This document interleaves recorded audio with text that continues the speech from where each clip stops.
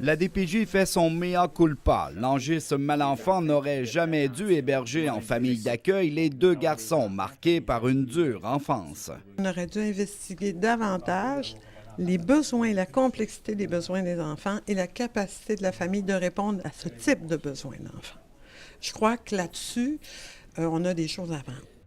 La DPJ reconnaît que les deux frères de 8 et 10 ans affichaient des problèmes d'attachement. Langis Malenfant n'a jamais caché qu'il avait parfois perdu le contrôle, mais jure ne jamais les avoir battus ou violentés. C'est ça que ça fait le trouble d'attachement. Autrement dit, là, c'est de valeur à dire, ça fait comme des psychopathes. Ils n'ont pas de sentiments. Le consultant externe conclut que la DPJ doit tirer une leçon de cette horrible histoire.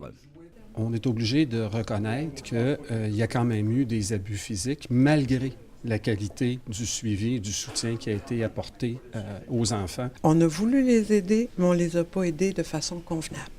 C'est en 2000 que les deux enfants sont arrivés chez les Malenfant. En 2003, ils ont été retirés une première fois à la suite d'un signalement pour revenir par la suite jusqu'en 2005.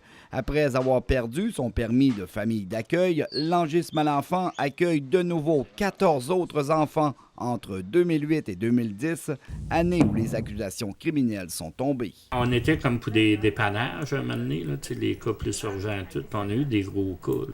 Pire encore, l'homme de 54 ans assure que c'est à la demande de la DPJ qu'il est redevenu famille d'accueil. Une autre tâche au dossier que la DPJ explique difficilement.